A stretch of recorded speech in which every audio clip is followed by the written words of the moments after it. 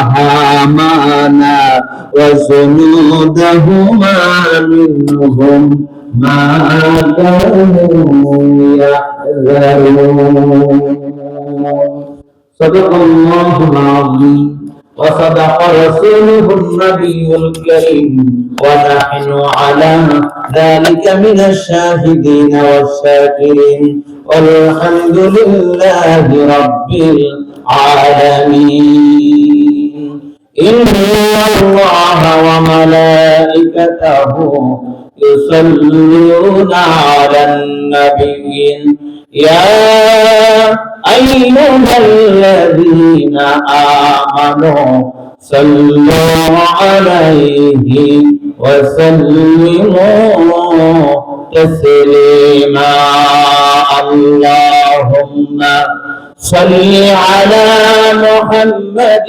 وعلى آل محمد كما صليت على إبراهيم وعلى آل إبراهيم إنك حميد مجيد اللهم بارك على محمد وعلى آل محمد كما باركت على إبراهيم وعلى آل إبراهيم إنك حميد مجيد بلغ العلا بكماله كشف الدجى بجماله حسنت جميع خصاله صلوا عليه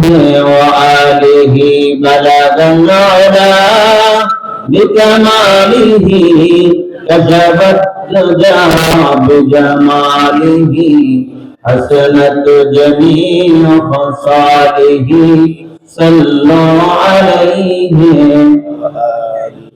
ইমানের পথে অবিচল থেকে আমার মরণ যেন হয় সকলে আমিন বলেন আমিন এই কথা শুনে তো আমিন আমার বলার আগে বলা উচিত ছিল ইমানের মাঝি হয়ে আমরা মরতে চাই না ইমানের মাঝি হয়ে যদি না মরে খোদা না করে নৌকার মাঝি হয়ে মারা যায় কপালে ফিরে আসে না নাই যেরকম আসে না নাই ইমানের মাঝি হয়ে মরতে চাই করে দুটো হাত তুলে একটু দেখে দেন জিন্দা হতে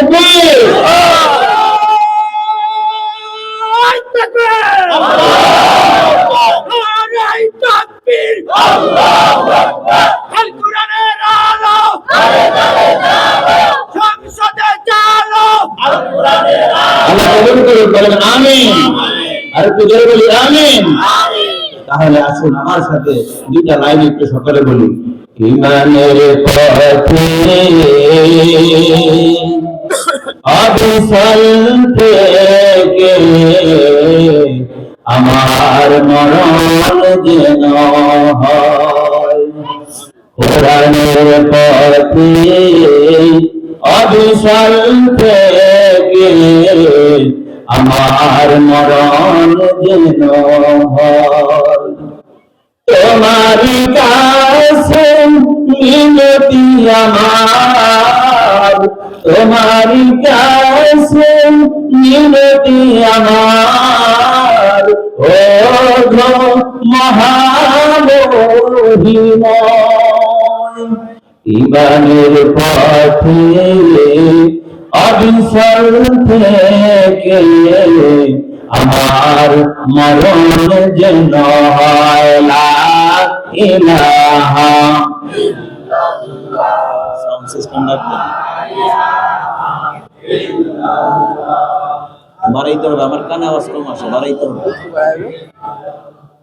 জোরে লা ইলাহা ইল্লাল্লাহ লা ইলাহা ইল্লাল্লাহ লা ইলাহা ইল্লাল্লাহ লা ইলাহা ইল্লাল্লাহ লা ইলাহা ইল্লাল্লাহ লা ইলাহা ইল্লাল্লাহু মুহাম্মাদুর রাসূলুল্লাহ সাল্লাল্লাহু আলাইহি ওয়াসাল্লাম।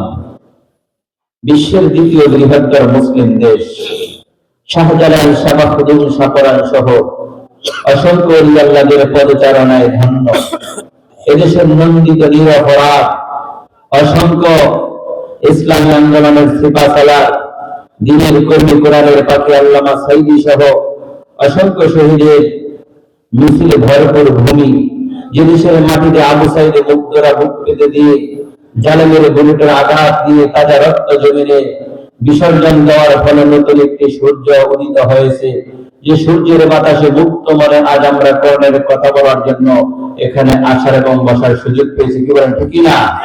56,000 বর্গ কিলোমিটারের দেশের সবচেয়ে বড় দ্বীপ, যার চারিদিকে জলে দ্বারা বেষ্টিত আপনার আমার দ্বীপ জেলা ভোলা। এই ভোলার অন্যতম উপজেলা লালমোহন থানাধীন সকলের সুপরিচিত চর সকিনা কালনা ইউনিয়ন লালমোহনের ঐতিহ্যবাহী তরুণা সেন্টার মসজিদ সংলগ্ন স্কুল মাঠে আয়োজিত 2 রাত ব্যাপী চতুর্থ বার্ষিক তাফসীরুল কোরআন মাহফিলের আজ সমাপনী রজনীর আখিরি মুনাজাতের রজনীতে এই মাহফিলে উপস্থিত হয়েছেন অত্র মাহফিলের সম্মানিত শ্রদ্ধাভাজন সভাপতি এবং উপস্থিত রয়েছেন আপনাদের আমাদের সকলের সুপরিচিত ব্যক্তিত্ব, আপনাদের এলাকার কৃতি সন্তান, যিনি হলেন deputy general manager Aurora specialized hospital Dhaka. এই দেশের গণছাত্র আন্দোলনের যিনি একমাত্র এক সময়ের সুযোগ্য অভিভাবক ছিলেন, আমার প্রিয় অভিভাবক, বাংলাদেশ ইসলামী ছাত্র শিবির ভোলা জেলা শাখার সংগ্রামী জেলা সভাপতি ছিলেন আমার শ্রদ্ধেয় বড় ভাই আলহাজ হযরত মাওলানা কাজী মোহাম্মদ শাহে আলম সাহেব মাদ্দাজিল্লাহুল আলী আতা আল্লাহু উমরাহু ওয়া বারাকাহু ফি হায়াতি। সকলে বলুন আমিন। মঞ্চে উপস্থিত রয়েছেন এদেশের স্বাধীনতার অতন্ত্র প্রহরী 20 কোটি মানুষের আস্থার একমাত্র এখন ঠিকানা শহীদি কাফেলা বাংলাদেশ জামাত ইসলামী, এই লালমোহন উপজেলার সংগ্রামী আমির, ঐতিহ্যবাহী লালমোহন কামিল মাদ্রাসার সম্মানিত হেড মুহাদ্দিস, আমাদের সকলের শ্রদ্ধাভাজন প্রিয়জন জনাব হযরত মাওলানা আব্দুল হক সাহেব সহকারে মঞ্চে এবং ময়দানে উপস্থিত এই জাতির শ্রেষ্ঠ সন্তান হযরত উলামায়ে কেরাম, আইম্মায়ে মাসাজিদ, হাফিজে কোরআনগণ, হাজিউল হারামাইনগণ, প্রিয় যুবক ভাইয়েরা, কলিজার টুকরো ছোট বন্ধুগণ, সাংবাদিক বৃন্দ, মাইকের আওয়াজ যত দূর পর্যন্ত পৌঁছেছে, পর্দার অন্তরালে অপেক্ষারত শ্রবণরতা আমার পর্দানিশীন মা ও বোনেরা, আসুন সে মহান রবের দরবারে শুকরিয়া আদায় করি, যিনি ভালোবেসে ভালো জেনে রহমতের চাদরে আমাদেরকে ঢেকে বাড়ির থেকে ময়দান পর্যন্ত জান্নাতের বিছানার উপর দিয়ে হাঁটিয়ে ফেরেশতাদের প্রটোকলের মাধ্যমে এই কোরআনের বাগানে আমাদেরকে আসার এবং বসার সুযোগ করে দিয়েছেন। সে মহান মনিবের দরবারে আমরা সকলে সিংহ সাজনের মতো গর্জন মেরে আকাশ বাতাসকে মুখরিত করে বলিষ্ঠ কণ্ঠে আমরা সকলে আল্লাহ তাআলার শুকরিয়া আদায় করি, বলেন আলহামদুলিল্লাহ। আরেকটু জোরে বলি আলহামদুলিল্লাহ। দরুদ সালাম পেশ করতে বিশ্ব মানবতার মহান শিক্ষক, সর্বকালের সর্বযুগের সর্বশ্রেষ্ঠ মহামানব, আফতাবে নবুওয়াত, শাহেনশাহ রিসালাত, নূরুনা আলা নূর, এই বিশ্ব সভার সভাপতি, সকল নবীদের মাথার মুকুট, শফিউল মুজনাবিন, খাতামুন নবিয়্যিন, রাহমাতাল লিল আলামিন, আদর্শ সমাজ বিনির্মাণের কারিগর, ইসলামী রাষ্ট্র গঠনের পূর্ণাঙ্গ রূপকার, পরকালের গভর্নমেন্ট প্রসিকিউটর, আল্লাহর আপন দোস্ত, উম্মতের বিপদে একান্ত বন্ধু, তিনি আর কেউ নয় মদিনার নবী, সকল রাষ্ট্রনায়ক নবী মুহাম্মদ রাসূলুল্লাহ সাল্লাল্লাহু আলাইহি ওয়াসাল্লাম, যে নবীর আনিত আদর্শ মহাগ্রন্থ আল কোরআন। আর সেই কোরআন কারীমের মাহফিল শুনতে এসে আমরা খুশি না বেজার? সকলে যারা বলেন খুশি না বেজার?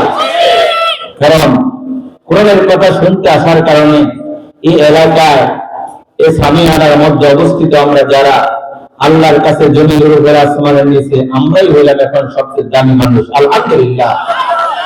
প্রিয় হাজরিন, আজকে ভূমিকায় কোনো কথা বলতে পারবো না, রাত যেহেতু গভীরতার দিকে এসেছে। আমি আমার তেলাওয়াত আয়াত থেকে কথা বলবো। আপনাদের সম্মুখে আজকে আমি কোরআন কারীমের 28 নম্বর সূরা সূরাতুল কাসাসের 1 থেকে 6টি আয়াত তেলাওয়াত করেছি। তেলাওয়াতকৃত আয়াতগুলো কখন কোন প্রেক্ষাপটে কি জন্য নাযিল হয়েছে আমরা এখান থেকে নির্ভরযোগ্য মুফাসসিরিনে কেরামের রিওয়ায়াত থেকে কিছু কথা বের করে নিয়ে আসার চেষ্টা করব। যদি আল্লাহ আপনাদের মতো যোগ্য শ্রোতাদের খেদমতে তার গোলামকে কথা বলার তৌফিক দান করেন। সুবহানাকা লা ইলমা লানা ইল্লা মা আল্লামতানা ইন্নাকা আনতাল আলিমুল হাকীম। আল্লাহ যেন তার গোলামকে আপনাদের খেদমতে সহি কথা বলার তৌফিক দান করেন, বলেন আমিন। যারা বলেন আমিন। প্রিয় বন্ধুগণ, রাস্তাঘাটে বাহিরে এখনো যারা দাঁড়িয়ে আছেন সকলকে অনুরোধ করছি আমরা কোরআনের মহব্বতের সম্মানে এলাকার ঐতিহ্য রক্ষার্থে ময়দানে এসে বসে পড়ি, তাহলে আমাদের ভাগ্যের চাকা ঘুরে যাবে। গুনাহ মাফ করে দিয়ে জান্নাতি মেহমান হিসেবে আমাদেরকে কবুল করে নেবে কে? জোরে বলেন, আরেকটু জোরে বলেন। আমরা জান্নাতি মেহমান হতে চাই। আজকে জান্নাতি মেহমান হওয়ার জন্য এই মাহফিলের প্যান্ডেলের ভিতরে আসা ছাড়া বিকল্প কোনো রাস্তা নাই। সূরার নাম সূরা কাসাস, সূরার রোল নম্বর হলো 28। রোল নম্বর কত? এর মধ্যে 88টি আয়াত আছে, 9টি রুকু আছে। সূরাটি নাযিল হয়েছে মক্কায়। কোথায়? বলেন। মক্কায় মুসলমানেরা খুব আরামে ছিল। হ্যাঁ, মুসলমানদের নেতা আরামে ছিল, কর্মী আরামে ছিল, কেউ আরামে ছিল না, কষ্টে ছিল। গত 16 বছর আমরা খুব আরামে ছিলাম। কথা বলেন। এমন একটি প্রেক্ষাপটে আয়াতগুলো নাযিল হয়েছে। আমরা যাব ইনশাআল্লাহ সেদিকে। আপনার আমার কলিজার টুকরা আল্লাহর আপন দোস্ত নবী মুহাম্মদের বয়স যখন 39 বছর, সেই সময় আরবের সব নেতারা তাকে দাওয়াত দিতেন, ছোটখাটো বিচার আচারে ডাকতেন এবং সামাজিক সুযোগ সুবিধা দিতেন। যখন 40 বছর বয়স পূর্ণ হলো, আল্লাহ তার হাবিবকে তার নিজের পক্ষ থেকে একটা নমিনেশন দিলেন। কি দিলেন? নমিনেশন বললে আপনারা খুব ভালো বোঝেন, কারণ এটার সাথে আমার এই জাতি খুব ভালো পরিচিত। কারণ এই দেশে নমিনেশন মাগনা পাওয়া যায় না, কয়েক কোটি টাকা দিয়ে কিনা লাগে। কথা বলেন ঠিক না? আর টাকার বিনিময়ে যখন নমিনেশন অর্জন করা হয়, সেই নমিনেশনের মার্কা বাস্তবায়নের জন্য, বিজয় ছিনিয়ে আনার জন্য ভোট লুট করা হয় এবং ভোট বিজয় হওয়ার পর এই জাতির মাঠ ঘাট বাজার হাট যা স্কুল মসজিদ মন্দির সব দখল করে অবৈধ টাকা বিদেশে পাচার করা হয়। কথা বলেন ঠিক না? অতএব কারণে এই নমিনেশনের সাথে আপনারা খুব ভালো পরিচিত, তাই বললাম। রাসূলকে নমিনেশন দিলেন, দিয়ে কাজ দিলেন দুইটা। কাজ কয়টা? জোরে বলেন, কাজ কয়টা? কোরআন কারীমের 61 নম্বর সূরা, সূরার নাম সূরাতুস সাফ, আয়াত নাম্বার 9। আল্লাহ বললেন, রাসূল আপনাকে নমিনেশন দিলাম কি মর্মে? হুয়াল্লাযী আরসালা রাসূলা, এখন থেকে আপনাকে ইসলামের নেতা বানায় দিলাম। আল্লাহু আকবার। দুইটা কাজ। এক নম্বর কাজ হলো আপনি মানুষকে পথ দেখাবেন। দ্বিতীয় নম্বর, আপনার দলটার নাম হলো ইসলাম। দলের নাম কি? খুব খেয়াল করবেন। তৃতীয় নম্বর হলো আপনার একটা টার্গেট আছে। আপনাকে একটা টার্গেট দিয়েছি। টার্গেট কি? লিউযহিরাহু আলা দ্বীনি কুল্লি, যত দল জমিন আপনার সামনে পাবেন সব দলের উপরে ইসলামকে আপনার বিজয় করতে হবে। এটা হলো আপনাকে নমিনেশন দেওয়ার টার্গেট। কথা কোন ঠিক না? কথা বলছেন তো? তাহলে মসজিদে মিলাদ করার জন্য আর জানাজার ইমামতি করার জন্য নবীকে পাঠায় নাই, নবীকে পাঠাইছে দেশে জমিনে ইসলামকে বিজয়ী করবে। সে বিজয়ী দলের নেতা রাসূল হবে, সে আলোকে রাষ্ট্র সাজাবে। কি বলে ঠিক না? কথা কি আমার না আল্লাহ? والذي أرسل رسوله بالهدى ودين الحق ليظهره على الدين كله ولو كره المشركون। الله أكبر। আল্লাহ এই কথা বলে দিয়েছেন, আপনার দুই দফা কাজ আর টার্গেট বাস্তবায়ন করতে যখন আপনি উঠে পড়ে লাগবেন, তখন একটা গোষ্ঠী বিরোধিতা করবে। যাদের মাঝে আপনি 40 বছরে বড় হয়েছেন, এরা যারা বিরোধিতা করবে, আমি আল্লাহ ফতোয়া দিয়ে দিলাম, এরা সব হলো মুশরিকের গোষ্ঠী। কি বলে ঠিক না? ৩৬ জুলাই আন্দোলনের পরেও নতুন একটা সূর্য পেয়েছি আমরা, তারপরে এখনো মাঝে মধ্যে তাফসীর মাহফিলের বাধা আছে না নাই? কথাটা আছে না নাই? এগুলো ওদের দোষ না, এগুলো ওদের বাপ দাদার দোষ। কার দোষ? কথাটা না, কার দোষ? বাপ দাদাটা শিখাছে ওরা, কি বলেন ঠিক না? যেমন বাপ তেমন তো বেটা, বাপ দাদার দোষ। এটা আমার কথা নয়, আল্লাহ নিজেই কোরআনুল কারীমে সূরা আন-নাস 27 নম্বর আয়াতে বলছে, কোরআনের মাহফিলে যারা বাধা দেয় ওদের দোষ না, ওদের বাপ দাদার দোষ। আল্লাহ বলে দিয়েছে, রাসূল ওয়াকালা আল্লাযীনা কাফারু লা তাসমাউ লিহাযাল কুরআন ওয়ারগাউ ফীহি লাআল্লাকুম তাগলিবুন। আমি জানিয়ে দিলাম আবু জাহেল, উতবা, শাইবা, মুগীরা ওরা কোরআন শুনতে দিবে না, নিজেরাও শুনবে না, যেখানে আয়োজন করা হবে সেখানে হট্টগোল বাজাবে। অতএব আজকে এই দিনে যারা গতকাল কোরআনের মাহফিলে বাধা দিয়েছে, মাঠ ছিনে নিয়েছে, ওরা হলো আবু জাহেল, উতবা, মুগীরা, আবু লাহাব, তাদের সন্তান। কি বলেন ঠিক না?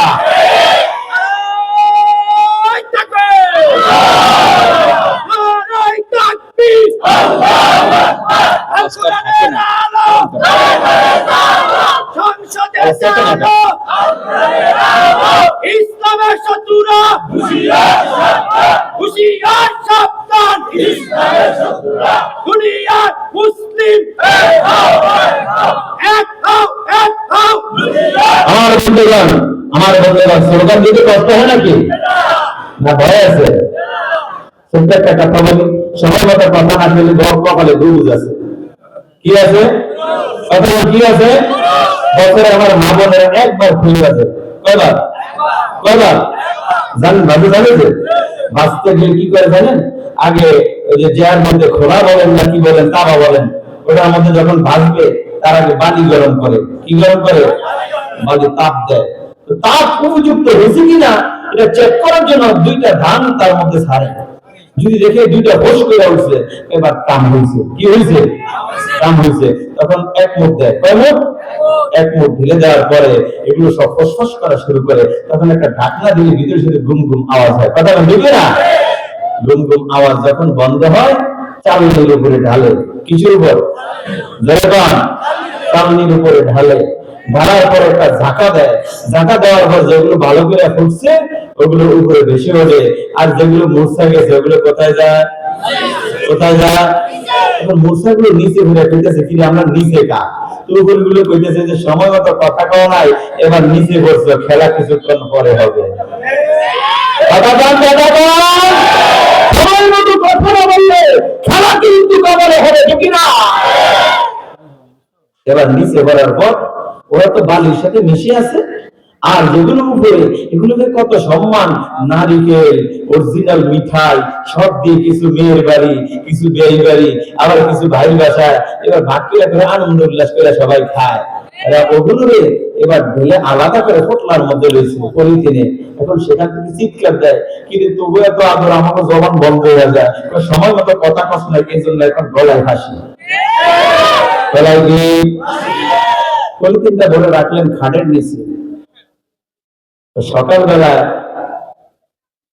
ঘরের মুরব্বী দাদি উঠে নাতিনি বলতেছে, তোরা মুড়ি জিজ্ঞাসা করতো ওই যে মুর্শাদারের ফটলাটা করে আছে। সকালবেলা উঠে ফটলা টেনে আনতেছে আর ওগুলো চিৎকার দেয়, আর ওই ভালো নিয়ে কইতেছে, চিৎকার দিস না, খেলাটা এখনই শুরু হইল। খেলা এখন কি হবে? কি হবে? খেলা হবে। কি হবে? খেলা হবে। কি হবে? এবার যখন বের করছে, বের করে মুখ খুলে দেখে সবগুলো ধোকা দিয়ে গেছে। কি দিয়ে গেছে? আর কথা না, কি দিয়ে গেছে? ধোকা দিয়ে গেছে। এটা আরে রে, স্বাভাবিক ভাবে তো এটা কাম হলো না, গুরু বালা দিলেই মারতে হইব। এবার কি করলেন? নাতি কয় যা ডেকির ফাঁসার ধরে। কোন ধরে? যাওয়ার পর ডেকির ফাঁসা দিছে লাঠি, সামনে তার কোথায়? এবার মলাই খালি না ভরা, ঢাললেন মলার মধ্যে। এবার নাতিকে গুরুজ দে। কি দে? গুরুজ দিতে হয়। চিৎকার দে, কি খবর কি? সময় মতো কথা না বললে এইভাবে গুরুজ খেয়ে সোজা হইতে হয়। কথাটা ঠিক না? মুসলমানেরা, কেউ ছবি আর মুসলমানেরা কোরআনের ময়দানে এসেছে, তাকবীর আওয়াজ হলে বলা ছেড়ে দিতে হবে। আর সময় মতো যদি কথা বলো, সরকারের কানে মতো কণ্ঠে উচ্চারিত হইতে বাধা হবে, ঠিক না?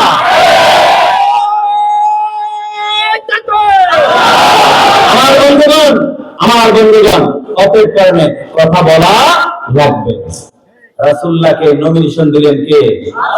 জনগণ আরো জোরে, জোরে হলো না? আল্লাহ নমিনেশন দিলেন ইসলামকে ঠকানোর জন্য না বিজয় করার জন্য? এবার রাসূল ইসলামের দাওয়াত দেওয়া শুরু করলেন। দাওয়াত দিতে দিতে যে রাসূলুল্লাহর দলে কর্মীর সংখ্যা 39 জন হলো। 39 নম্বরে হযরত ওমর ইসলাম গ্রহণ করলো। ইসলাম গ্রহণ ওমর করার পরে বাংলাদেশের মধ্যে একটা 36 জুলাই বিপ্লব হলো। কি বলেন, ঠিক না? কথা বলেন কেন? 36 জুলাই বিপ্লব হওয়ার পর যারা ছিল ঘরে তারা আসছে মাঠে, যারা ছিল মাঠে তারা গেছে বাপের বাড়িতে। ঠিক আছে, ঠিক না? হযরত ওমর যখন ইসলাম গ্রহণ করেন, আমার নেতৃত্বে ঘোষণা হলো এখন আর ঘরে হবে না, এখন প্রকাশ্যে কাবার চত্বরে আযান হবে। এই পরিবেশ যখন আসলো, রাসূল ওমরের নেতৃত্বে একটা দাওয়াতি পক্ষ ঘোষণা করলেন, একটা দাওয়াতি কর্মসূচি ঘোষণা করলেন। 3 সদস্য বিশিষ্ট করে টিম ভাগ করে সকলের কাছে ইসলামের প্রচার প্রসার শুরু করার জন্য যখন টিমগুলো কাজ শুরু করলো, কাজ শুরু করতে যে কাজ শুরু করছে শেষ করে নাই, তার আগে রাসূলুল্লাহর কাছে এসে হাজির। টিম এসে বলতেছে, ইয়া রাসূলুল্লাহ, অমুক বাজারে গিয়েছিলাম দাওয়াত দিতে, কিন্তু আবু জাহেলের কর্মীরা আমাদেরকে দাওয়াত তো দিতে দেয় নাই, উল্টা মেরে রক্তাক্ত করছে। এই জানমাইরের ডাক ডান দিক থেকে একটা এবং সামনের থেকে একটা, চতুর্দিক থেকে টিমগুলো এসেছে রাসূলুল্লাহর কাছে। যখন বলতেছে, দেখেন রাসূল, দাওয়াত দিতে গেছি বৈধ কাজ, ওরা সহ্য করতে পারে না, আমাদেরকে রক্তাক্ত করেছে। তার আসল কাজ হলো ওরা আমাদের বিজয়, সামনের দিকে যে যাবে এটা ঠেকাইতে যায়। এতদিন বন্ধু ছিল, এখন যখন রাষ্ট্রের স্বপ্ন আমরা দেখছি তখন আমরা শত্রু হইলাম। কথাটা ঠিক না? এই অবস্থা যখন রাসূলুল্লাহর সামনে, তখন রাসূলুল্লাহ চেহারাটা একটু মলিন করলেন না, একটু থমকে দাঁড়ালেন, আর অন্তরটার মধ্যে একটু ব্যথা জাগ্রত হল। ঠিক সে সময় জিবরিল এসে রাসূলুল্লাহর সামনে হাজির হয়ে গেলেন। আল্লাহু আকবার! এবার জিবরিল এসে হাজির হয়ে বললেন, ইয়া রাসূলুল্লাহ, এই রক্ত রক্ত না, এই রক্ত হলো আগামী দিনে বিজয়ের নিশান। কথাটা ঠিক না? কে বলতেছে? জিবরাইল বলেন, ইয়া রাসূলুল্লাহ, মন খারাপের সুযোগ নাই, যে রক্ত বের হয়েছে রক্ত বিজয়ের রক্ত, এই রক্ত আগামী দিনে সূর্যোদয়ের রক্ত। একজন মা যখন গর্ভ ধারণ করে সন্তান ব্যথা উঠলে রক্ত যাবে, পানি যাবে, তারপরে সন্তানের মুখ দেখবে। অতএব আপনার হতাশার সুযোগ নাই, প্রসব বেদনা শুরু হয়েছে, সন্তান জন্ম আসবে, তা থেকে জাতি আনন্দ উল্লাস করবে। কথা ঠিক না? জিবরিল এসে রাসূলুল্লাহ সাল্লাল্লাহু আলাইহি ওয়াসাল্লামকে বললেন, হাবিব, এটা আপনার জন্য নতুন নয়। আপনার শত শত বছর পূর্বে মিশরের রাষ্ট্র ছিল, ওই মিশরের রাষ্ট্র প্রধান জনগণের ভোটে নির্বাচিত সরকার প্রধান ফেরাউন ছিল। কে ছিল? কথাটা না? সে ফেরাউন যখন ক্ষমতার মসনদে বসলো, এখনো শপথ হয় নাই। কথা বুঝলেন কিনা? ক্ষমতায় জাতি ভোট দিয়া বানাইলো, কিন্তু এখনো শপথ নির্বাচন করতে করতে ক্রান্তির চাপে যখন সবাই হয়রান, বিজয় ঘোষণা দেওয়ার পর যার ঘরে যে নরম চেয়ারের মধ্যে বসে থাকলে এখনো শপথ হয় নাই, শপথ ঘোষণা হবে, তারপর বিভিন্ন দায় দায়িত্ব ভাগ হবে। তার আগেই যখন গদির মধ্যে বসে থাকলো, বসে থেকে দেখতেছে শুধু চতুর্দিক থেকে ভান্ডিল আসতেছে, এখনো শপথ হয় নাই। অমুকে ভান্ডি ফাটায়, অমুক ব্যবসায়ী ফাটায়, অমুক নেতা ফাটায়, অমুকে ফাটায়, যে কোন রকম আমাদেরকে থাকতে দিয়ে 2 লাখ টাকা নেন, 2 কোটি টাকা নেন, 50 লক্ষ টাকা নেন। এবার ফেরাউন চিন্তা করে কিরিটের মধ্যে এত মজাটা, এখনো শপথ নিলাম না, খালি খাওন আর খাওন, আইতে চাইতেছে। তাৎক্ষণিক বসে চিন্তা করলো, এটার মধ্যে এত খাওন যেহেতু ছাড়া যাবে না, শপথটা হোক, আমিও কান দিমো, 140 বছর থাইকা তারপরে নামবো। কথা বুঝুন কিনা? শপথ হয় নাই, গদির মধ্যে বসে স্বপ্ন দেখতে 40 বছরের, কয় বছরের? জোরে বলেন, কয় বছরের? 36 জুলাই বিজয় হলো, এখনো কেউ ক্ষমতা নাই।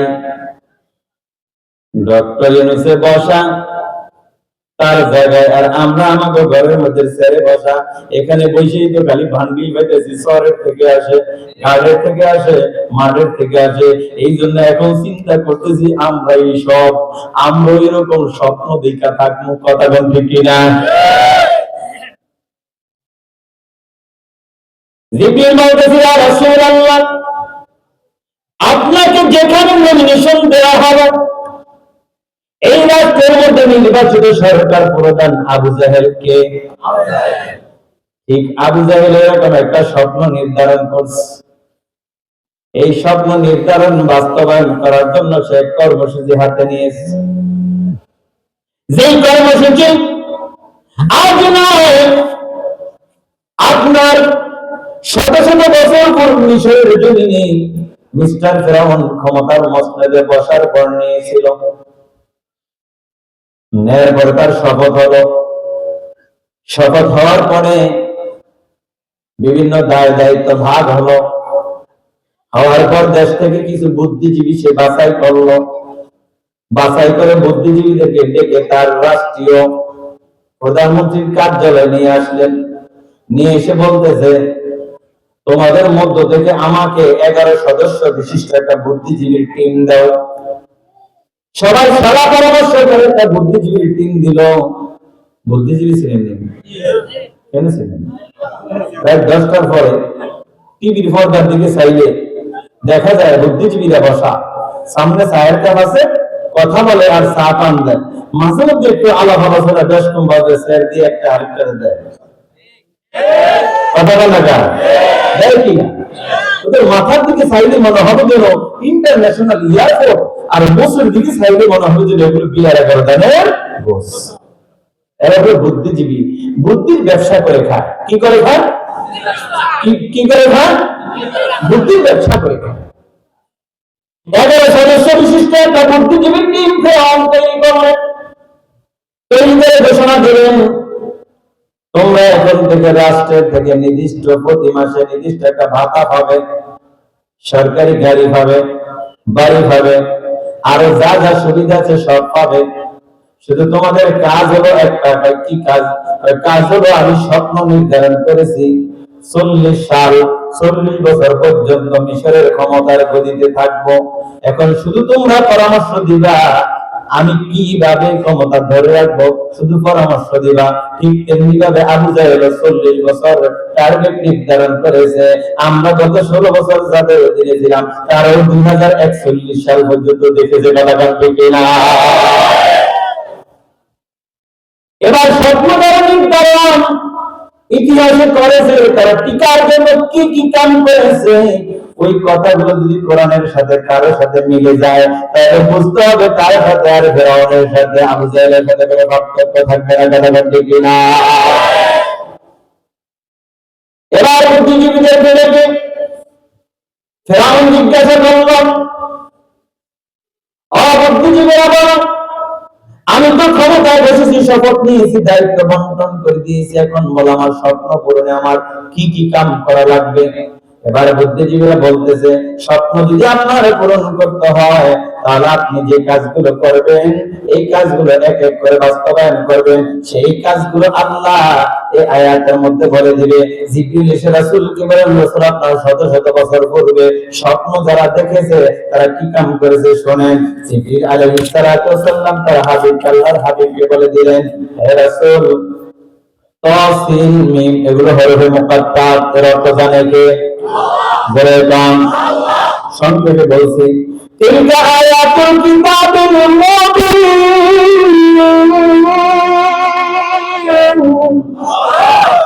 আল্লাহ বলেন এগুলো সুস্পষ্ট একটা কিতাবের বাণী। নাতলু আলাইকা, এখন আপনাকে শোনানো হবে। কে বলতেছে? কাকে শোনাবে? তার হাবিবকে শোনাবে। মিন নাবাই মুসা ওয়া ফিরাউন, মুসা এবং ফিরাউনের খবর ঘটনা, বিল হাক্কি, একদম যথাযথভাবে। লিকাউমিন ইউমিনুন, মুমিন সম্প্রদায় যারা এই কথাগুলো শুনলে লাভবান হবে তারা। আল্লাহু আকবার।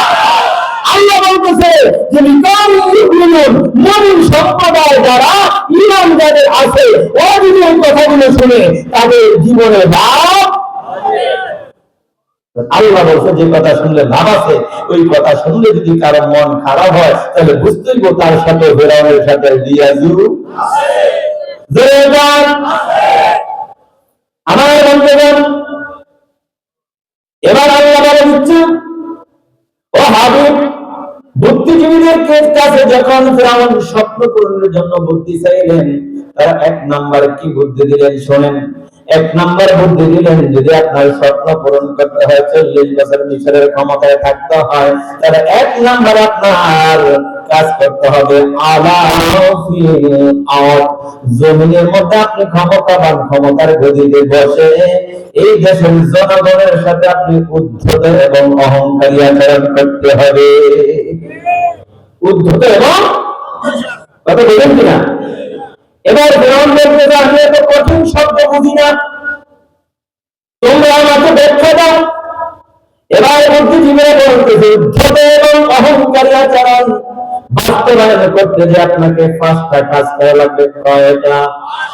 বড় কাম আরো বড়। এক নাম্বার হলো ক্ষমতায় বসছেন, দায়িত্ব ভাগ করে দিয়েছেন, এখন আপনাকে দেখতে হবে মিশরের জমিনে কোন জায়গায়, কোন সেক্টরে, কোন বাহিনীতে, কোন অধিদপ্তরে, কোন মন্ত্রণালয় কতটা পোস্ট পজিশন খালি আছে, এই শূন্য কথাগুলো বাছাই করে পত্রিকায় বিজ্ঞপ্তি দিতে হবে।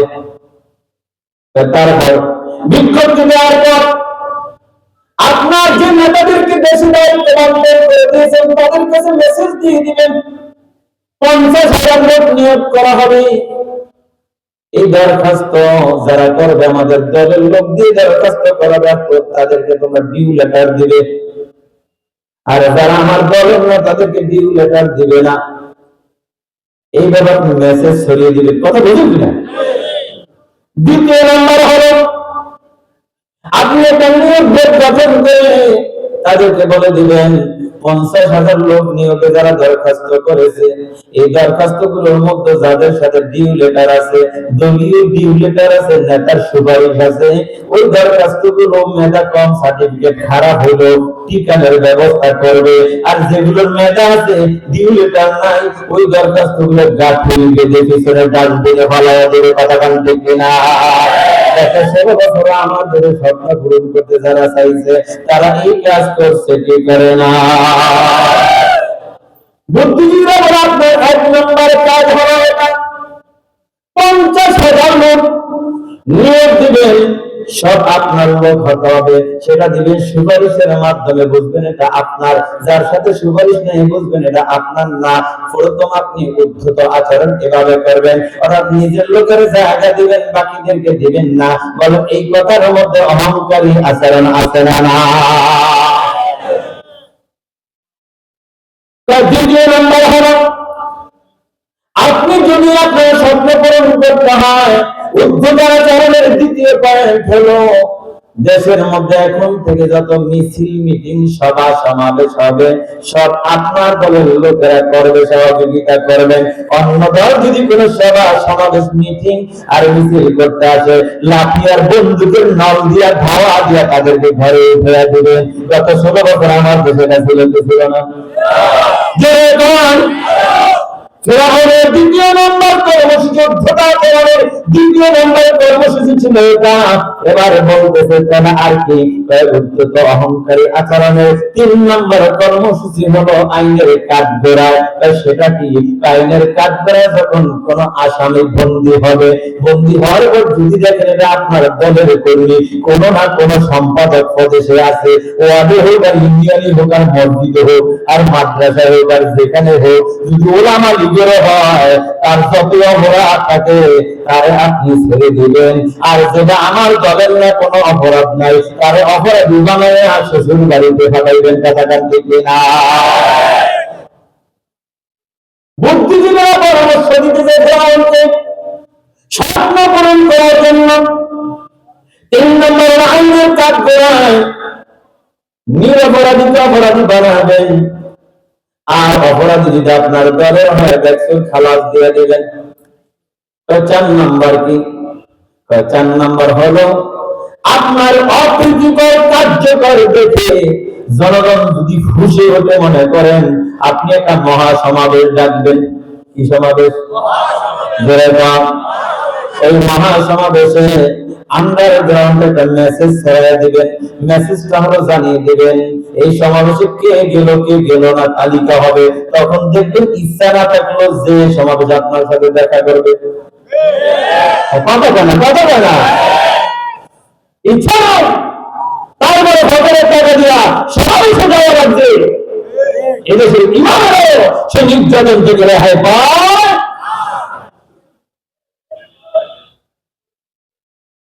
এরপর আপনার সমাবেশ দেখে ওই সমাবেশ ডাকবে। আপনার সমাবেশে আপনি গাড়ি দিবেন, মোড়ে ঘাটে লঞ্চ দিবেন এবং খাওয়ান দিবেন, 500 টাকার নোট দিবেন। আর ওরা যদি সমাবেশ ডাকবে, ওদের সমাবেশ যেন হতে না পারে, আপনি তার একদিন আগে নৌপথে আর স্থলপথে হরতাল দিয়ে দেবেন। কথা ঠিক না? আমার দেশে এই ঘটনা চলছে, এই ঘটনা। এবার বন্ধুগণ, এটা হবে 4 নম্বর। বুদ্ধিজীবীরা বলে যদি স্বপ্ন আপনার পূরণ করতে হয়, 40 বছর মিশরের জমিনে থাকতে হয়। 5 নম্বরের কাজ হলো দেশে যখন কোন দুর্ভিক্ষ আসবে, ত্রাণ বিতরণ কর্মসূচি আসবে, এই ত্রাণ বিতরণের কর্মসূচির বস্তাগুলো আপনার কর্মীদের ঘরে যাবে। যেমনি ভাবে আমার দেশে যেভাবে একজনে চালু খায় আরেকজনে। কথা ঠিক না? বিরুদ্ধে হলে একজনে আর বিরুদ্ধে বাতা হয় যুবকে। কথা ঠিক না? এরকম আছে না? আল্লাহ বলেন মিশরের জমিনে 1100 বুদ্ধিজীবীর টিম যখন ফেরাউন 40 বছরের স্বপ্ন বাস্তবায়নের জন্য সরকারি খরচে বেতন ভাতা নিয়ে 1 নম্বরে বুদ্ধি দিল, সে বুদ্ধিটা আল্লাহ সূরাতুল কাসাসের মধ্যে নোট করে রাসূলকে বলে দিলেন, রাসূল ঠিক ওই কর্মসূচির অনুযায়ী আপনার পক্ষে আবু জাহেল আপনার বিপক্ষে কর্মসূচি নিয়েছে। 1 নম্বর কর্মসূচি হলো যেটা ফেরাউন নিয়েছে, ইন্না ফিরাউনা আলা ফিল আরদ। স্বপ্ন পূরণ করতে হলে অন্য লোকদের সাথে নিজের দল ছাড়া অন্য দলে যারা আছে সবার সাথে উদ্ধত এবং অহংকারী আচরণ করতে হবে। এটা যারা করে তারাই স্বপ্ন পূরণ করার চেষ্টা করে। কথা ঠিক না? বলেন 1 নম্বর যে পয়েন্ট বলেছি, এই পয়েন্টের মধ্যে বাস্তবতার সাথে যারা পরিমাণ কোনো বেরিয়ে আছে কিনা? এবার 1 নম্বর কর্মসূচি এখন বাস্তবায়ন করেন অহংকারী আচরণের মাধ্যমে নিজের দলের লোকদেরকে রাজপথে মুক্ত চলাচলের ব্যবস্থা করে দিলেন এবং মেধাবীদেরকে চাকরি থেকে বঞ্চিত করে মেধাহীনদেরকে চাকরি দিলেন। অপরাধীদেরকে বন্দী করলেন। দুর্ভিক্ষে এসে নিজেদের ঘরে চাউলের বস্তা পাঠিয়ে দিলেন। সমাবেশ নিজেরটা সফল করলেন, আরেকজনটা ঠেকাইতে যে তাও পারলেন না। দেখলেন তারও রাজনীতিতে হাজির হয়ে গেছে। কথা ঠিক না? এবারে বুদ্ধিজীবীকে বলে, বুদ্ধিজীবীরা আমার স্বপ্ন পূরণে আর কোন বাধা আছে কিনা? বুদ্ধিজীবীরা বলতেছে 1 নম্বর কাজ করে মনে করছে সফল হয়েছ। এত সোজা না, এত বাদ বুদ্ধিয়া খায় না। কথা ঠিক না? আপনারা বুঝতেছেন তো? এবার বলতেছে তাহলে কি করতে হবে? 2 নম্বরে কাজ আপনাকে করা লাগবে। সেটা কি? মিশরের জনগণ এখনো এক প্ল্যাটফর্মে আছে। তুমি যদি এদেরকে প্ল্যাটফর্মে ঐক্যবদ্ধ অবস্থায় রেখে কোন কর্মসূচি দাও, তাহলে জনগণ যে কোনো সময় খুশি উঠে রাজপথে নেমে এসে বলতে পারে এক দফা এক দাবি দেশ ছেড়ে করে দাবি। কথাটা ঠিক না? বলো কি কাহা জনগণ ঐক্যবদ্ধ আছে, এটা কি করতে হবে? জনগণ ইউনিটি ফর পাওয়ার, আরেকটা হবে কুওয়াতুল, যে শক্তির উপরে জনগণ আছে এই শক্তি তোমাকে ভাঙতে হবে। ভাঙার জন্য কি করব? তখন বুদ্ধিজীবীরা পরামর্শ দিলেন ওয়াজাআলা আহলাহা শিয়াআ। উলামায়ে কেরাম যারা আছেন খুব ভালো করে শুনেন, শিয়াতুন শব্দটা হলো এক বচন, বহু বচনের শিয়াআ। বললো আপনার মিশরের যে জনগণ আছে এই জনগণকে আপনি দলে উপদলে ভাগ করতে হবে। যদি এটা সফল করতে পারেন তাহলে আপনার ভবিষ্যতের রাস্তা ক্লিয়ার হবে। এই কথা বলার পর ফিরআউন বলতেছে, বলো জনগণকে আমি অনৈক্য করবো কিভাবে? এটা কিভাবে সম্ভব? তোমরা বুদ্ধি দাও।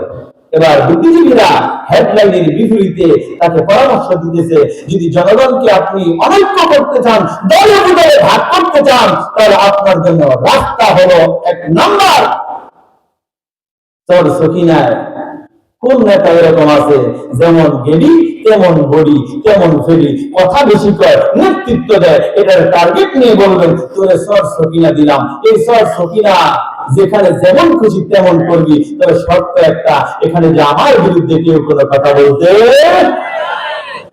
একজন দিয়ে চর সকিনা কন্ট্রোল, আরেকজনকে লাল মোহন দিল।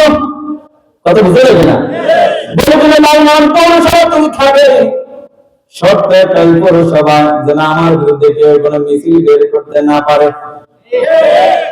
আরেকজনকে বলো করে কলেজ দেওয়া হলো, তুমি কলেজে যা খুশি তা করবা, শর্ত হলো কলেজে আমার বিরুদ্ধে যেন কোনো লোক তৈরি না হয়। কথা কন্যাটা এমনকি বললো একজনকে মসজিদ দিল, বলছে তুমি মসজিদ দেখবা হুজুর কোন সুরে ওয়াজ করে। এভাবে এক একজনকে এক এক ভাবে দায়িত্ব দিয়ে তুমি তোমার স্বপ্ন পূরণের জন্য জাতিকে অনৈক্য করবে, জাতির ঐক্যবদ্ধ শক্তি নষ্ট করবে।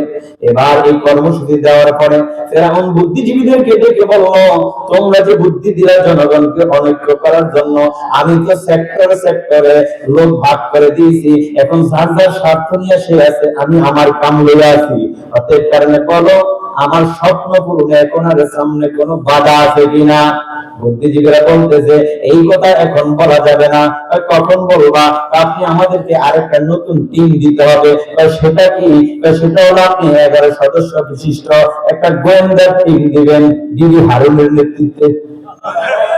কথা বল না যা, 11 সদস্য বিশিষ্ট একটা গোয়েন্দা টিম দিবেন।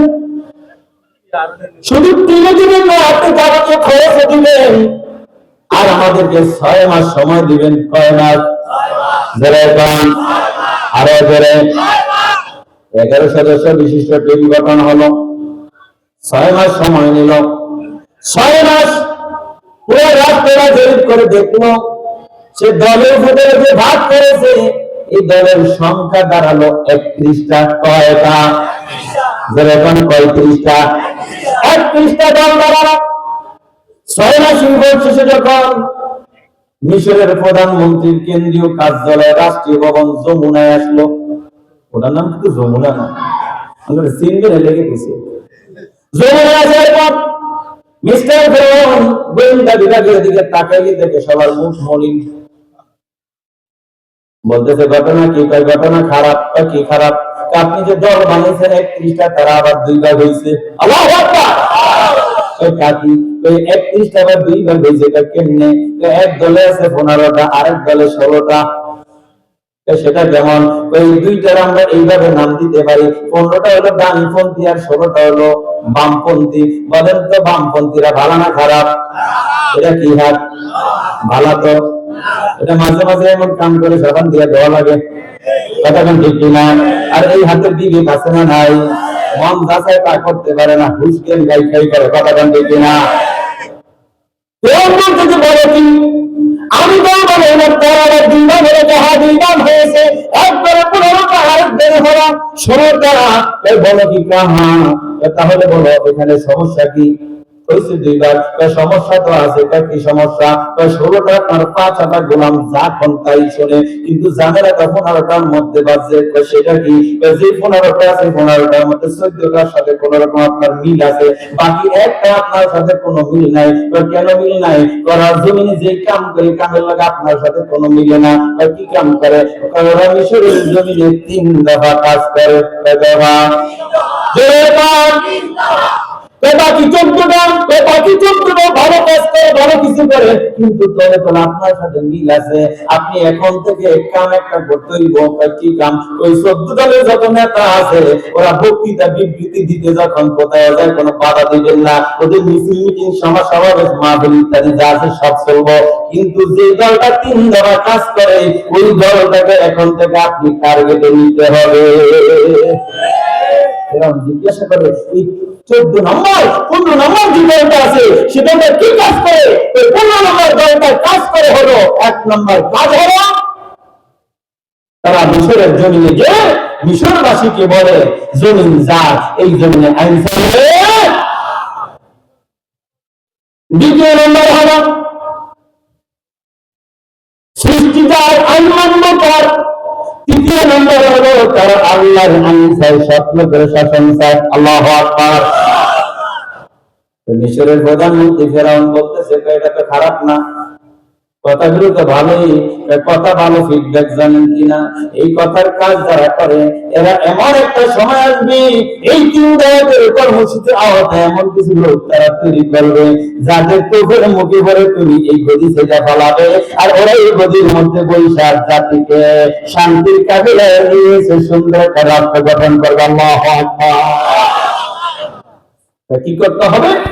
এখন থেকে আপনি ঘোষণা দেন যারা জমিনে 3 দফা করবে, এই 3 দফা কাজ করবে, তাদের সাথে এই জমিনের মধ্যে আগামী দিনে আমার সাথে খেলা হবে। কি হবে? এই ঘোষণা দিতে হবে। এখন বলতে সেটা সেই কথাটা আমরা নিজে কোরআনের কারিমের মধ্যে বলে দিয়েছেন।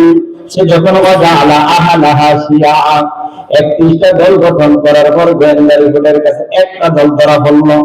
গোয়েন্দারি ভোট বলে দিল বাকি দলের বক্তারা যদি আসে তাদেরকে সুযোগ দিবেন, আর ওই 3 দফা দাওয়াতি কাজ যারা করে, 3 দফা কর্মসূচি যারা বাস্তবায়ন করে, ওই দলের বক্তা যদি দেশে ঢোকে তাহলে ভোলাই আটকায় দিবেন। কথা বলতে কিনা? এরকম আছে না? না, এই কথা যখন বললাম বলার পর বললেন তাহলে কি করতে হবে? আপনার এখন 3 নম্বর একটা কাজ করা লাগবে। কি কাজ? 3 নম্বর কাজ হলো ইয়াস্তাদঈফু তাইফাতাম মিনহুম।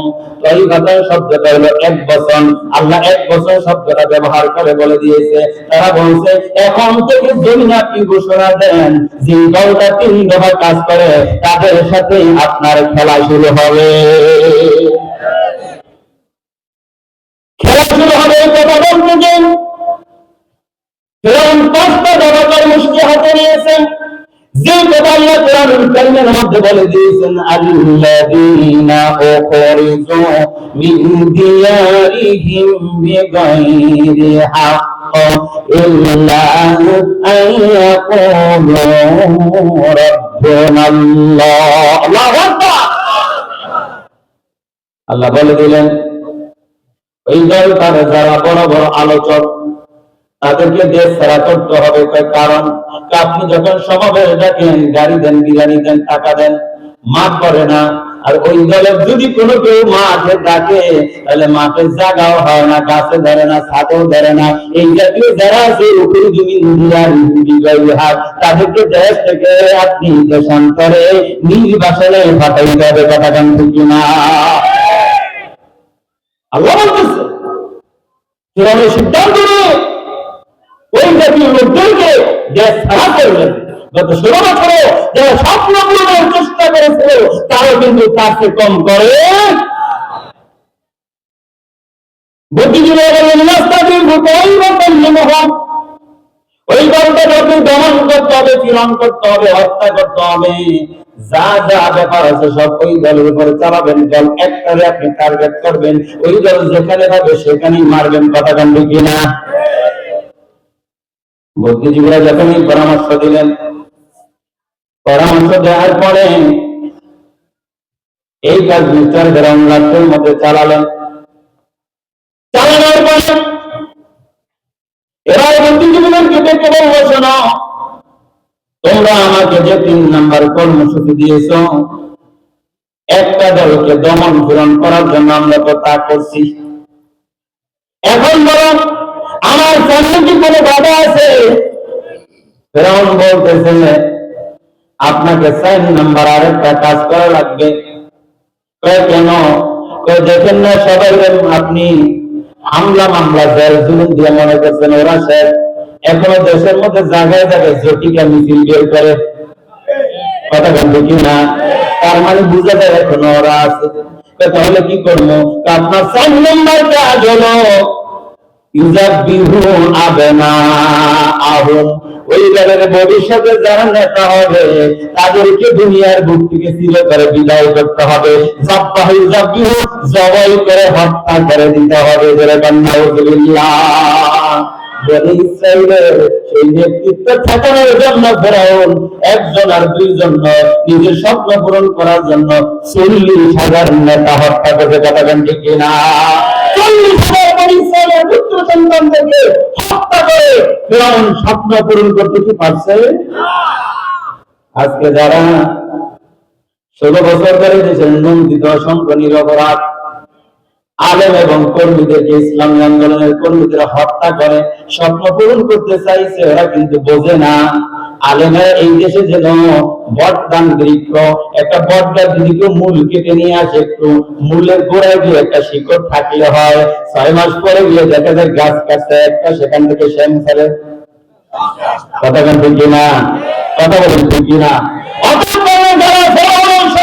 কর্মসূচি বাস্তবায়ন করতে গিয়ে এদেশে অসংখ্য অগণিত নেতা কর্মী আলেমেরা প্রাণের পাখি হত্যা করেছে। তোমরা যেমন একটা হত্যা করলে ব্যস্ত হয়, আজকে আল্লাহ এক সৈনিক হত্যা করেছে, আজকে বাংলার ঘরে ঘরে প্রাণের তৈরি আল্লাহ সাইদি হয়েছে। তোমরা এই দেশে হত্যা করে না, আগামী এই দিন আল্লাহ সাইদি কর্মীদের দেশে কিনা?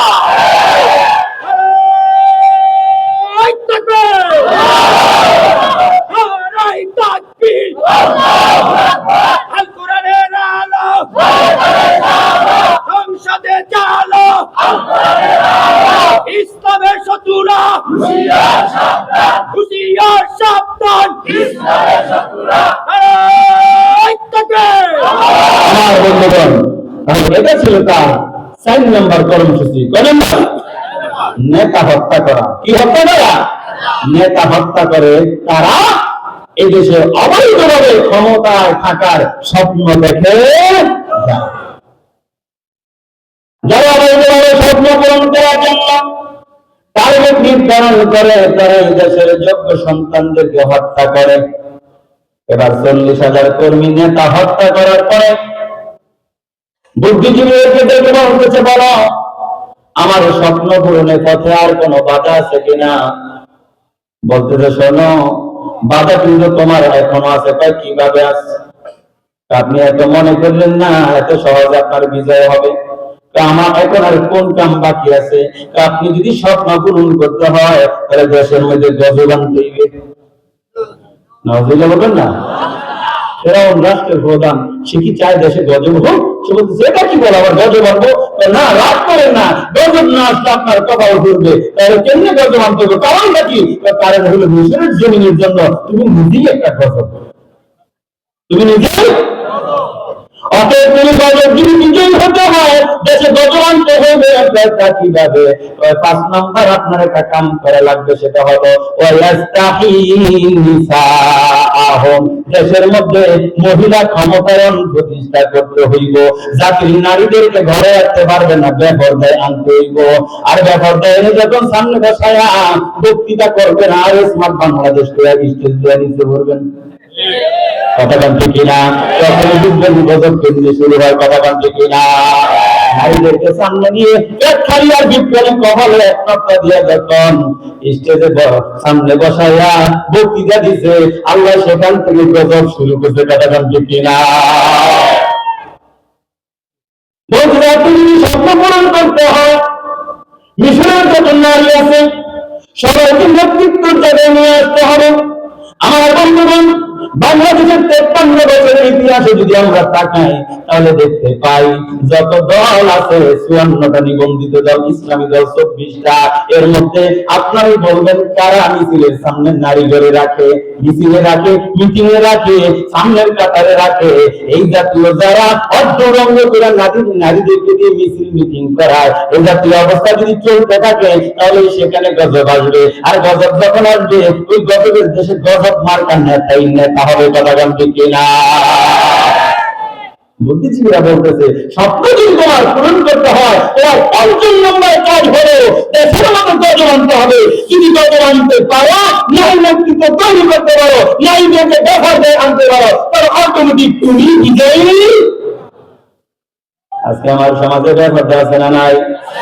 আমার বাবাজিরা আপনাদের উদ্দেশ্যে বলছে, আমার কোন মায়েদেরকে ঘর থেকে বের হতে দিবেন না, কোন মিছিল মিটিং এর টাকার বিনিময়ে নোটের বিনিময়ে যেতে দিবেন না। তাহলে যদি দেন গজব আসবে। এই গজব শুধু নেতার কপালে যাবে না, আপনি বাবা হিসাবে আপনার আমল নামায় আসবে। কথা বলতে কিনা?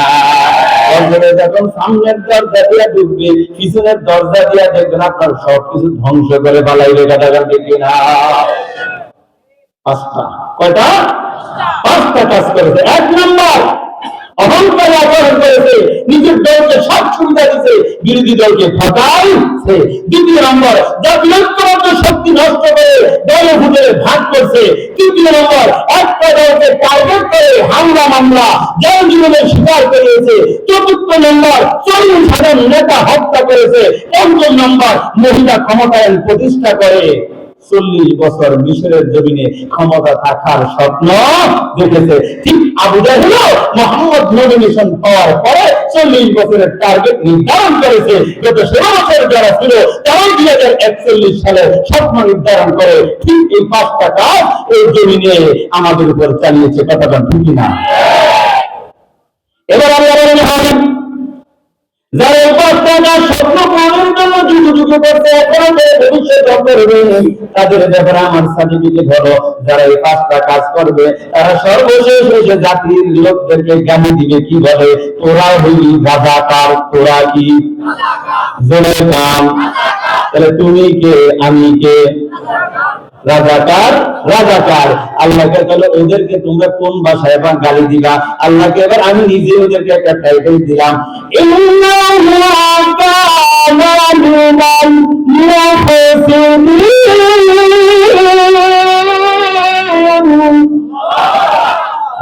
যারা জাতির স্বার্থ পূরণের জন্য, স্বপ্ন পূরণের জন্য এই কাম করার পর রাজাকার বলবে, আল্লাহকে আমি ঘোষণা দিলাম ওরা হইল জমিনের শ্রেষ্ঠ স্বৈরাচার। কে বলছে? এই 5টা কাজ জমিনে যারা করেছে স্বপ্ন পূরণের জন্য, বাবার স্বপ্ন পূরণের জন্য, নিজের আধিপত্য বিস্তার করে বাদশার কায়েমের জন্য, আল্লাহ বলছে ওরা হলো ইন্নাহু কানা মিনাল মুফসিদিন। ওরা হলো স্বৈরাচার। আল্লাহর কথার মধ্যে কোনো সন্দেহ। এবার বন্ধুগণ আমার, আল্লাহ বলতে হাবিব, এখন স্বপ্ন পূরণের জন্য আপনার গায়ে মার, কর্মীদের গায়ে মার, এবং শিয়াব আবু তালিবের বন্দী, জেলখানার আইন সবকিছু ওরা তৈরি করেছে লক্ষ্য একটা, স্বপ্ন পূরণ করা। কি পূরণ করা? আল্লাহ বলেন আমি বসে নেই। এবার আমি আল্লাহ পাক দেওয়া কর্মসূচি নিয়েছি। আল্লাহ বলেন আমিও পাক দেওয়া কর্মসূচি নিয়েছি।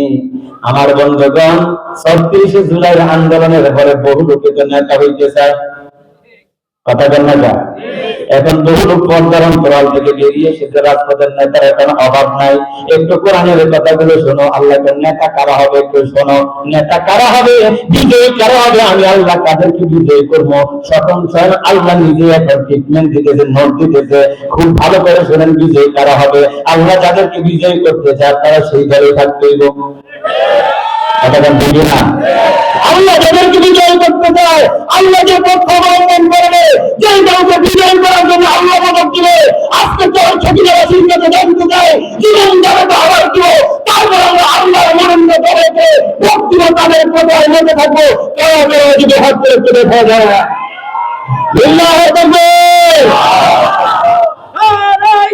তাকবীর, আল্লাহু আকবার। আল কোরআনের আলো, সংসদে চালো, ইসলামের শত্রুরা আর কবুল করে বলেন আমিন। এবার আল্লাহ কি বলে দেখেন, কত সুন্দর কথা, মনে হয় যেন একেবারে নাযিল হচ্ছে আয়াত। আল্লাহ বলেন অনুরিদু আন্নামুন্না আলাল্লাযীনা ইসতুদঈফু ফিল আরদ।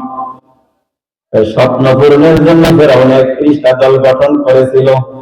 31টা দলের মধ্যে 16টা সব সুবিধা পাইছে, বাকি 15টার মধ্যে আবার 14টায় সব সুবিধা পাইছে, কিন্তু একটারও সব সুবিধা থেকে বঞ্চিত করে নির্যাতন, হামলা, মামলা, জেল জুলুম করছে।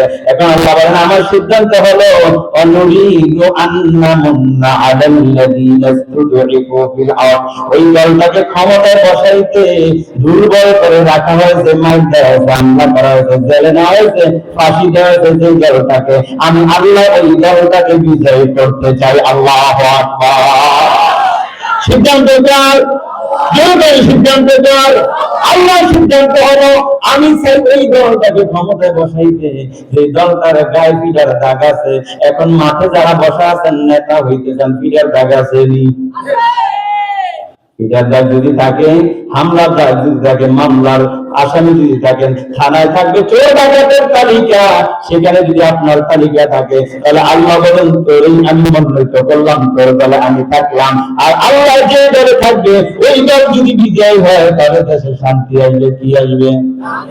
আমার ওয়াজ আল্লাহ নিজে ওয়াজ করছেন, আল্লাহু ওয়ালিয়ুল্লাযীনা আমানু ইউখরিজুহুম মিনাল যুলুমাতি ইলান নূর। আল্লাহ কয় আমার মনোনীত দলকে নেতা বানানো মানে আমাকে নেতা মেনে নেওয়া, আমাকে অভিভাবক মেনে নেওয়া। আর আমার মনোনীত ব্যক্তি, দল, গোষ্ঠীকে যখন অভিভাবক কেউ মেনে নিবে, আমি আল্লাহ জাতির দায়িত্ব নিয়ে যে সমাজে আছে অশান্তি, আমি সেখানে শান্তি এনে দিব। والذين كفروا أولياؤهم الطاغوت يخرجونهم من النور إلى الظلمات।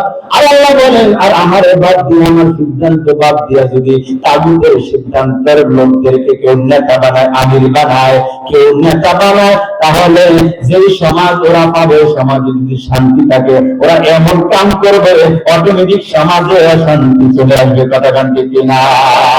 ঘোষণা কার? আরো জোরে আল্লাহর ঘোষণা হলো আমার মনোনীত দলটাকে যদি বসাইতে পারে তাহলে শান্তি আসবে। আর আমার মনোনয়ন ছাড়া যদি শয়তানের মনোনীত ব্যক্তিকে বসাও তাহলে অটোমেটিক অশান্তি আসবে। তখন নাকে তেল দিয়ে কামড়েও কামাবে না। কতক্ষণ ঠিক না? কোনো কাজ হবে না, আল্লাহর সিদ্ধান্ত। এবার আল্লাহ তাআলা দ্বিতীয় নম্বর সিদ্ধান্ত হলো ওয়ামা জাআলাহুম আইম্মা, আমি তোমাদেরকে নেতা বানাবো। ঘোষণা কার? জোরে বলেন। কেন বানাবে? গত 16 বছর বিএনপির যত কর্মী নির্যাতিত হয়েছে, এখন ওরা সুবিধা ভোগ করে। কথা কান ঠিক না? ইসলামের কারণে যারা নির্যাতন হইল, নির্যাতিত হইল, গায়ে পিঠার দাগ আছে, হামলা মামলার আসামি হয়েছে, আল্লাহকে আমিও সিদ্ধান্ত নিয়েছি এখন থেকে তোমাদেরকে আমি নিজেই নেতা বানাইয়া দেব।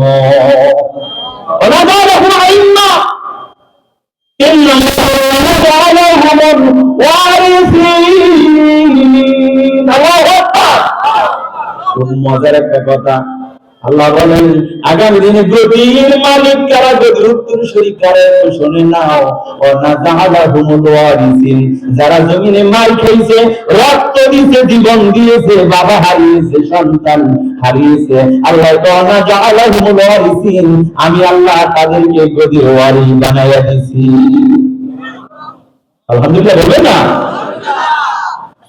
একটা ছেলে ছোট থেকে বড় হওয়ার পর দেখে চাচায় পুষ্কুনি খাইতেছে 5টা আর ও খাইতেছে একটা। জিজ্ঞাসা করে চাচা আমার 5টা কেন? এটা আমার। তখন গ্রামের এক বুদ্ধিজীবীর কাছে যে বলছে ব্যাপার কি? চাচা যে 5 টাকা, আমি একটা কেন? ঘটনা কি? দাদা তো আমার ঠিক আছে। তখন বুদ্ধিজীবী বলতেছে চোখের দিকে তাকা, ও তুমি তো বড় হয়েছো, তাহলে কাগজপত্র ঘাটো, তাহলে বুঝবে কেন চাচার 5টা তোমার একটা। কাগজ ঘেটে দেখে এই ছিল উত্তরাধিকার হিসেবে পুষ্করিতে তার ভাগ আছে, তখন আইন আদালত কোর্ট কাছারি যা দরকার সব মোকাবেলা করে নিজের অধিকার নিজে বুঝে নিয়েছে। অতএব আল্লাহর ঘোষণা হলো আমরা এই আগামী দিনে উত্তরসূরি বুঝে নেওয়ার জন্য যদি আরেকটা 36 জুলাই রক্ত দিতে আমরা দিব, তারপর আগামী দিন নতুন করে স্বৈরাচারের হাতে এই মাটি আমরা ছেড়ে দিব না, ছেড়ে দিব না, ছেড়ে দিব না, ঠিক কিনা?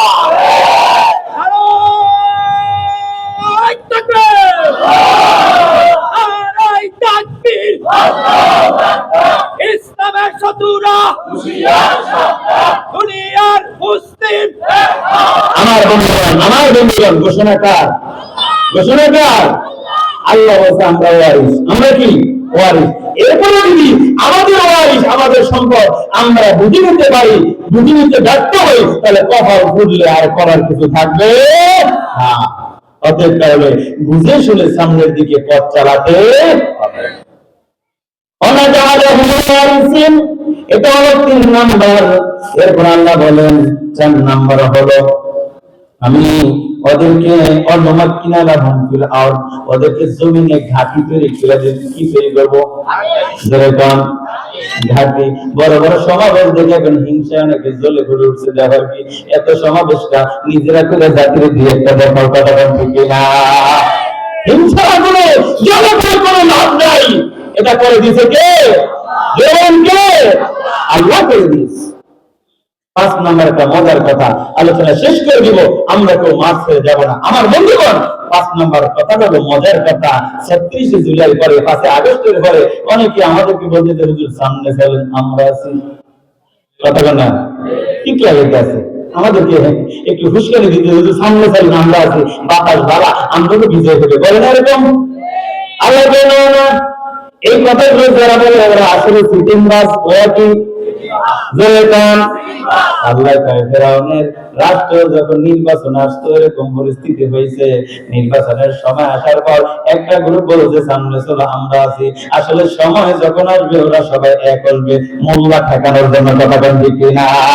আল্লাহ বলেন ওরা সেদিন বলেছিল ওয়ানুইয়া ফিরআউনা ওয়া হামানা ওয়া জুনুদাহুমা মিনহুম মা কানু ইয়াহযারুন। মিশরে যখন নির্বাচন আসলো, রাত গভীরে ফেরাউন আর হামান এক জায়গায় একত্রিত হয়ে বলতেছে ফেরাউন রে সামনে নির্বাচন, সাবধান, চোখ কান খোলা রাখিস। কারণ কি?